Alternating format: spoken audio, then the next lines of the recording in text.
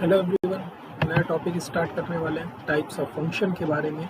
आपको 11th class के function अच्छे से आते होंगे, ये मैं आशा करके चलता हूँ। अगर नहीं आते तो आप एक बार उनको रिवीजन कर लेना, 11th क्लास की बुक उठाना और वहाँ पे फलन के बारे में पढ़ लेना, फलन क्या होता है, क्योंकि ये टॉपिक आपको तभी समझ में आएगा। अदरवाइज आपको समझ में नहीं आएगा, आप रटने की कोशिश करोगे, आपसे रटा भी नहीं जाएगा। क्लियर? मैं थोड़ी बहुत बातें आपको बता देता हूँ फलन के बारे में फटाफट से, कि फलन में हमारे क्या होता है। एक डोमेन होता है, ये प्रांत होता है, डोमेन कहते हो जिसे आप, ये कोडोमेन होता है, ठीक है। एक डोमेन होता है, एक कोडोमेन होता है। इस डोमेन, इसको क्या बोलते हैं? डोमेन। डोमेन जिसे आप प्रांत भी कहते हो, और ये होता है हमारा कोडोमेन, इसे आप परिसर कहते हो। यहाँ पर हमारे पास कुछ एलिमेंट होते हैं 1 2 3 4 5, और यहाँ पर आपके पास कुछ और एलिमेंट होते हैं, ठीक है।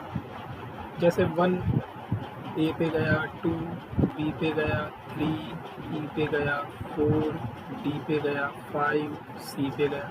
तो ये क्या है? एक फलन है। फलन क्या होता है?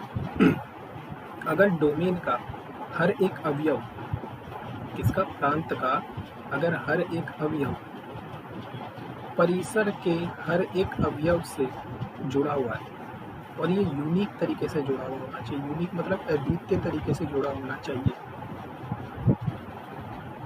अद्वितीय बोलने का मतलब यहाँ पर सीधा से ये है कि जो प्रांत है, प्रांत के जो अवयव है, प्रांत के हमारे जो अवयव है, जैसे 1 2 3 और परिसर के अवयव, तो जो ये प्रांत के अवयव है ना, ये एक अवयव 2 से ना जुड़ा हुआ, ये संभव नहीं हो सकता। प्रांत का हर एक अवयव केवल एक ही अवयव से जुड़ा हुआ फलन बनेगा, तभी बनेगा। इस कंडीशन में ये फलन नहीं है। क्लियर है?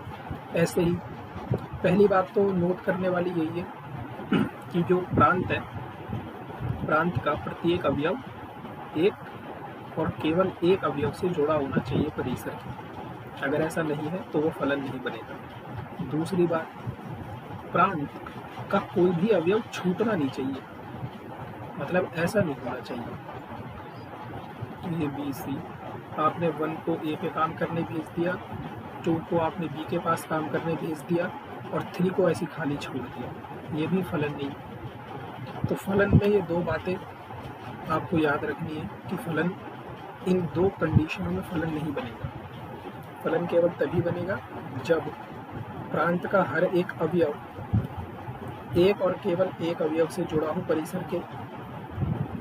दूसरी बात, प्रांत का कोई भी अवयव खाली नहीं छूटना चाहिए, छूट गया तो दिक्कत है, वो फलन नहीं। क्लियर है? इसको हम फलन कहते हैं। अब हमारा जो टॉपिक, जो आपकी 12th क्लास में टॉपिक है, वो है टाइप्स ऑफ फंक्शन, मतलब फलनों के प्रकार। ठीक है, हमारा जो टॉपिक है वो है types of function. Types of function, फलनों के प्रकार। यहाँ पर हम 2 टाइप के फलन पढ़ेंगे, एक तो एकैकी फलन और एक आच्छादक फलन। डरने की ज़रूरत नहीं है, बहुत इजी है। हाँ, अगर आपको फलन आते हैं तो आपके लिए कुछ ज़्यादा मुश्किल काम है नहीं, आप इजीली समझ जाओगे सारी चीज़ें। ठीक है, देखो जी, अभी आपने फलन देखा, फलन क्या होता है। क्लियर? तो फलन लेते हैं, ये हमारा एक फलन है। ठीक, इस फलन को मैं नाम दे देता हूँ f। ये हमारा डोमेन है, ये हमारा कोडोमेन है। एकैकी फलन कब बनता है? मान लो डोमेन के अंदर 1 2 3 4 5 6 6 अवयव, और कोडोमेन के अंदर भी 6 अवयव। अगर इस डोमेन का, डोमेन मतलब प्रांत का अवयव केवल और केवल एक अवयव से जुड़ा हुआ है, मतलब हर एक अवयव की केवल एक इमेज है, यहाँ के अवयव क्या बनते हैं, इमेज बनते हैं। ये सारे क्या बनते हैं, इमेज बनते हैं। जैसे आप शीशे के सामने खड़े हो और खुद को देख रहे हो, तो शीशे में आपको आपका प्रतिबिंब दिखेगा, इमेज दिखेगी। तो आप इस एफ को आप एक शीशा मान सकते हो, ये एक शीशे का काम करेगा। यहाँ पर ये आपका मिरर है, ये शीशा है, क्लियर है। आपने यहाँ पर 1 को रखा तो 1 का प्रतिबिंब हमें ए मिला, 2 को रखा 2 का प्रतिबिंब बी मिला, ऐसे ही 3 का सी, 4 का डी, 5 का ई, एफ, जी, ऐसे करके डोमेन का हर एक अवयव केवल और केवल एक अवयव से जुड़ा हुआ है। ऐसे फलन को हम एकैकी फलन कहते हैं, ठीक है। ऐसे फलन को हम 1-to-1 फंक्शन कहते हैं। 1-to-1 फंक्शन मतलब डोमेन का प्रत्येक अवयव केवल और केवल एक अवयव से जुड़ा हो, उससे ज़्यादा अवयव से नहीं जुड़ा होना चाहिए। जैसे ये हमारा डोमेन, ये हमारा कोडोमेन, यहाँ पर हम 1 2 3 4 और यहाँ हम ए बी सी ले लेते हैं। सपोज 1 ए पे गया, 2 भी ए पे गया, 3 बी पे गया, 4 सी पे गया, तो ये फलन 1-to-1 नहीं है, ये फलन एकैकी नहीं है। क्यों नहीं है? क्योंकि यहाँ पर 1 और 2 की एक ही इमेज है, एक ही प्रतिबिंब है इन दोनों। तो ऐसा नहीं चलेगा, एकैकी फलन में ऐसा नहीं चलेगा। हर डोमेन के प्रांत के हर एक अवयव की केवल और केवल एक इमेज होनी चाहिए, केवल और केवल एक प्रतिबिंब होना चाहिए। तो ये एकैकी नहीं है, ये नॉट 1-to-1, ये 1-to-1 नहीं है, ठीक है ना। जैसे मैं आपको कुछ और उदाहरण समझाता हूँ, उसके बाद आपके बुक के उदाहरणों पे चलूँगा मैं सीधा। जैसे मान लो मैं आपको एक फलन देता हूँ, एफ आर से, आर वास्तविक संख्याओं का समुच्चय है और आर ये भी वास्तविक संख्याओं का समुच्चय है। ये आपका प्रांत है, ये क्या है, प्रांत है। ये आपका परिसर है, ठीक है, ये आपका परिसर है। और फलन को हम दिखाते हैं एफ एक्स बराबर एक्स से, ठीक है। ये हमारा एक फलन है, उसको आप तत्समक फलन भी कहते हो, आइडेंटिटी फंक्शन कहते हो आप इसे। अगर आप इस फंक्शन को ध्यान से देखो तो ये फंक्शन कैसा बनता है, ये हमारी y एक्सिस है, ये हमारी x एक्सिस है, क्लियर है। और ये जो फलन है f(x = x), ये होता है हमारा तत्समक फलन, जो ये बनता है, ये आपने सब 11th क्लास में पढ़े, ठीक है। तो अगर मैं आपसे इमेजेस की बात करता हूँ कि भाई जैसे यहाँ पर x की R के अंदर वास्तविक संख्या है, मतलब ये जो x है, ये वाला जो x है, ये प्रांत का अवयव है। ये कहाँ का अवयव है, प्रांत का अवयव है। और जो आपको मिलेगा, ये कहाँ का अवयव मिलेगा, परिसर का अवयव मिलेगा। ये बात ध्यान में रख के चलो। यहाँ पर ये x जो है ये यहाँ का अवयव है, और जो आपको मिलेगा बराबर के इस तरफ वो परिसर का अवयव है। तो ये हमारी x अक्ष है, ये हमारी y अक्ष है, ठीक है। तो x अक्ष, ये जो प्रांत के अवयव होते हैं उसको हम यहाँ दिखाते हैं। ये जो x अक्ष है यहाँ पर प्रांत के अवयव आते हैं, ठीक है जी। और जो आपको मिलते हैं बराबर के इस तरफ वो y अक्ष में दिखाते हैं। ये परिसर के अवयव, परिसर के अवयव, सब बातें याद रखो। तो यहाँ पर हमारा 0 होता है, फिर 1 आता है, 2 आता है, 3 आता है, 4 आता है, और ऐसे ही चलता रहता है। तो 1 को कहाँ इमेज मिलेगी, 1 कहाँ पे जाएगा, यहाँ पे। 2 कहाँ पे जाएगा, यहाँ पे। 3 कहाँ पे जाएगा, यहाँ पे, ठीक है। ऐसे ही करके सिलसिला आपका चलता रहेगा। मतलब अगर मैं x की जगह पर 1 रखूँगा तो मुझे 1 ही मिलेगा, x की जगह पे 2 रखूँगा मुझे 2 ही मिलेगा। और आपके क्या क्या अवयव आते हैं, प्रांत आपका वास्तविक संख्याओं का समुच्चय है, इसके अंदर √2 भी आएगा, इसके अंदर 0 भी आएगा, इसके अंदर -1/2 भी आएगा। तो सबकी इमेजेस, सबकी प्रतिबिंब आपको वही मिलता चला जाएगा जो आप x की वैल्यू यहाँ पर डालोगे। ये बात क्लियर होनी चाहिए आपको। जो भी आप x की वैल्यू यहाँ पर डालोगे आपको वही सब मिलता रहेगा। मतलब ऐसे कोई भी दो अवयव नहीं मिलेंगे जिनमें आपको एक जैसा प्रतिबिंब मिल जाए, ठीक है ना। आप क्या ऐसे x के ये जो आपका प्रांत के अवयव है, क्या आप यहाँ पर ऐसे दो अवयव ढूंढ सकते हो? इस R से क्या आप ऐसे दो अवयव ढूंढ सकते हो कि आपको उनका प्रतिबिंब एक ही मिले? संभव ही नहीं है। इसका मतलब ये फलन हमारा एक ही फलन है, 1-to-1 फलन। ठीक, ये तो समझने वाली बात हो गई। अब आपके सामने क्वेश्चंस ऐसे नहीं आएंगे, आपके सामने क्वेश्चंस ऐसे नहीं आएंगे। क्वेश्चन बनेंगे कैसे? परिभाषा समझो।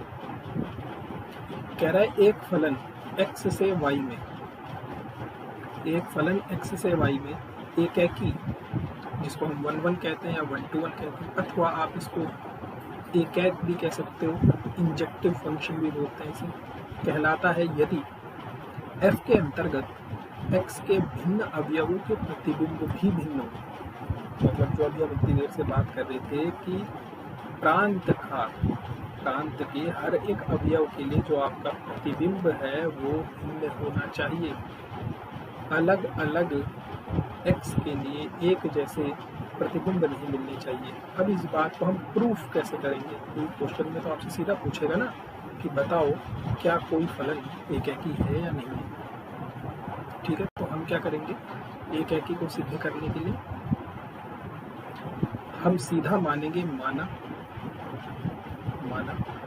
fx1 बराबर fx2। ठीक है, हम सीधा ये मानेंगे fx1 बराबर fx2 और ये सिद्ध कर देंगे कि x1 बराबर x2। अगर ऐसी बात हमसे सिद्ध हो गई तो हम कह देंगे फलन एकाकी है अथवा नहीं। अगर ऐसा नहीं हो पाया तो साफ मना कर देंगे क्वेश्चन को कि भाई तू एकाकी नहीं है। क्लियर है? ठीक है, इसका मतलब क्या है ये हमने लिख दिया। देखो fx1 बराबर fx2 मतलब अगर प्रतिबिंब समान है, f का मतलब क्या होता है? प्रतिबिंब।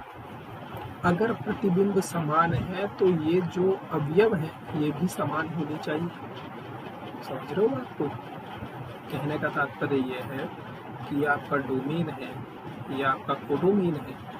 प्रतिबिंब यहाँ पर मिलते हैं ना आपको, ये कोडोमेन में प्रतिबिंब मिलते हैं, डोमेन के अवयव होते हैं। तो ये हमारा fx1 है, ठीक है, ये हमारा fx2 है।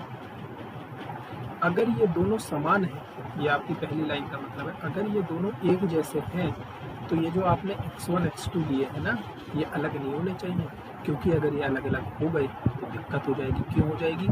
मान लो इन दोनों का मान समान है, इसको हम c दे देते हैं। पहली लाइन होल्ड कर दी, होल्ड करने का मतलब संतुष्ट कर गए कि fx1 और fx2 समान है। अगर ये दोनों समान है तो इसको हम एक c मान दे देते हैं। ठीक है जी। अब अगर x1 और x2 आपस में बराबर नहीं हुए तो x1 भी c पे जाएगा, x2 भी c पे जाएगा। इसका मतलब दो अवयवों की एक ही इमेज मिल गई c, जो संभव नहीं है कि इसका मतलब अगर ये प्रतिबिंब समान है तो ये अवयव भी समान होने चाहिए भाई, तभी हमारा फलन एकाकी बनेगा। वरना हमारा फलन एकाकी नहीं बन पाएगा, दिक्कत दे देगा एकाकी बनने की। ठीक है, तो ये आपकी एकाकी की परिभाषा है, हम इसको ऐसे ही सिद्ध करेंगे। ठीक, ये आपका ग्राफ है, ये आप कैसे समझोगे? देखो यहाँ पर क्या हो रहा है, यहाँ पर 1 a पर जा रहा है, 2 b पर जा रहा है, 3 d पर जा रहा है, 4 c पर जा रहा है। मतलब यहाँ पर ये प्रांत जो है इसका प्रत्येक अवयव केवल और केवल एक प्रतिबिंब से जुड़ा हुआ है। किसी के दिमाग में चल रहा होगा e और f को छूट गए, कोई बात नहीं, छूटने तो हमें उससे कोई मतलब नहीं। इधर के अवयव नहीं छूटने चाहिए, इधर के छूट जाए चलेगा, यहाँ के नहीं छूटने चाहिए। ठीक है ना? जैसे यहाँ पर देखो ये फलन एकाकी नहीं है, क्यों? क्योंकि यहाँ पर 1 और 2 एक पर आकर टिक गए, एकाकी नहीं बनेगा। यहाँ देखो यहाँ भी 1 और 2 एक पर आकर टिक गए, ये भी एकाकी नहीं बनेगा। ये शानदार एकाकी बन जाएगा आपका। ठीक है जी, क्योंकि यहाँ पर डोमेन का हर एक अवयव एक अलग अवयव से जुड़ा हुआ है। ठीक है, आज छाड़ा खाओ अभी थोड़ी देर बाद समझेंगे। पहले हम एकाकी को ही खत्म कर लेते हैं, 1-to-1 को ही खत्म कर लेते हैं। देखो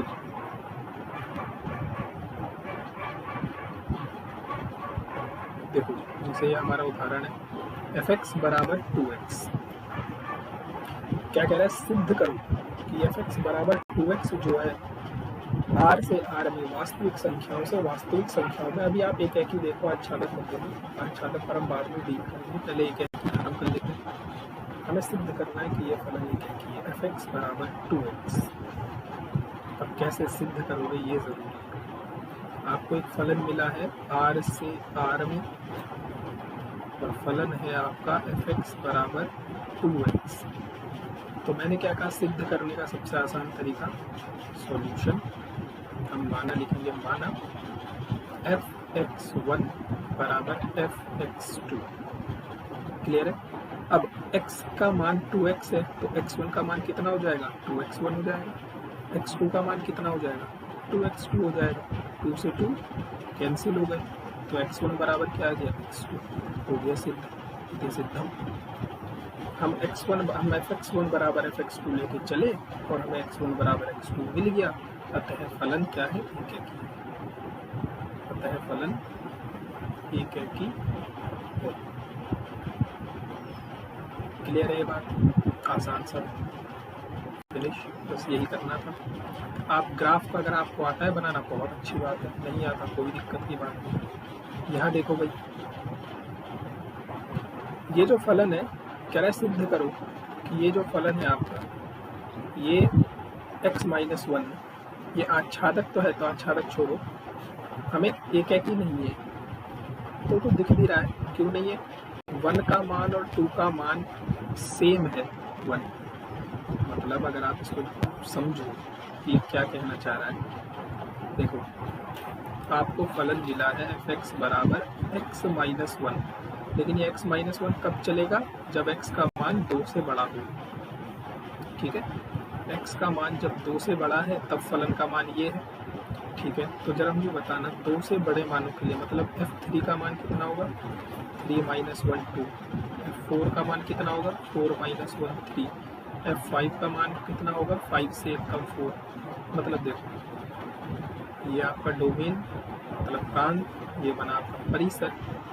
यहाँ पर आपके क्या क्या अवयव है, यहाँ पे मेरा अवयव है 1 2 3 4 5 6, ये आपका फलन हो गया f। देखो 1 का मान क्या मिल रहा है, 1 का मान कितना मिल रहा है 1, और 2 का मान भी कितना मिल रहा है 1। बात समझ में आई, 1 2 3 4 5, 1 का मान आपको 1 मिल रहा है, इस 1 का मान भी कितना मिल रहा है 1, इस 2 का मान भी कितना मिल रहा है 1। अब देखो यहाँ 3 का मान कितना मिल रहा है 2, ठीक है, 4 का मान कितना मिल रहा है 3, 5 का मान 4, 6 का मान 5। लेकिन यहाँ पर तो देखो 1 और 2 का एक ही मान है, और उसने दे भी रखा है सामने सामने कि f1 बराबर है f2 बराबर है 1 के। मतलब 2 एलिमेंट एक ही प्रतिबिंब संभव भी नहीं है एक आकी बनने के लिए। इसका मतलब ये फलन एक आकी है ही नहीं। ठीक है, यह एक आकी नहीं, यह एक आकी नहीं है। होप आपको समझ में आ रहा होगा। एक क्वेश्चन और करते हैं, ये वाला देखो, fx बराबर x²। आच्छादक छोड़ो, इसको एक ही देखते हैं बनता है कि नहीं बनता है। fx बराबर x², fx बराबर x², और जो आपका प्रांत और परिसर है वो r से r, मतलब प्रांत, यहाँ जो x के अवयव हैं वो वास्तविक संख्याएं आएंगी, अब जो मिलेगा वो भी क्या मिलेगा आपको, वास्तविक संख्याएं मिलेगी। देखो हमें पता है ये जो स्क्वायर है ये प्लस को भी माइनस बना देता है, माइनस को भी प्लस बना देता है, पता है नहीं बात आपको। तो देखो f1 का मान कितना मिलेगा, 1 का स्क्वायर यानी कि 1। f2 का मान कितना मिलेगा, 2 का स्क्वायर 4। f-1 का मान कितना मिलेगा, -1 का स्क्वायर 1। अब यहाँ पर 1 का मान भी 1 है, -1 का मान भी 1 है। क्लियर है ना, मतलब f1 बराबर है f-1 के, दोनों का मान कितना है 1। बात क्लियर हो रही है। तो हम सिद्ध कैसे करते हैं, हम एक ही सिद्ध कैसे करते हैं, हम मानते हैं fx1 बराबर fx2 और बाद में जाके दिखा देते हैं कि x1 और x2 क्या है, आपस में बराबर है, यही करते हैं। लेकिन मतलब ये अवयव इस अवयव के बराबर है। यहाँ पर fx1 बराबर आ गया fx2 के, लेकिन ये x1 है आपका 1 और ये x2 है आपका -1। क्या ये दोनों आपस में बराबर है? नहीं। इसका मतलब ये फलन एक है कि नहीं, एक है कि नहीं। आप 1 -1 के आप कोई सी भी संख्या ले सकते हो। आप f2 का मान देखो कितना मिला, 4। आप f-2 का मान देखो, ये भी 4 मिलेगा। यानी कि f2 बराबर f-2, लेकिन 2 बराबर नहीं है -2 के। इसका मतलब ये फलन एक है कि नहीं है। तो आपका होमवर्क ये है कि आपको जो क्वेश्चन है इसके एक्सरसाइज के, ठीक है, जैसे ये जो फलन इनको देखना है आपको, क्या एक ही बनेंगे। बाकी जो इसके इम्पोर्टेंट क्वेश्चन है तो नेक्स्ट टर्म पर हम अच्छा तक पढ़ेंगे, देन उसके बाद जो इम्पोर्टेंट क्वेश्चन है इसको उन पर डील कर देंगे। ठीक है, ओके, बाय बाय।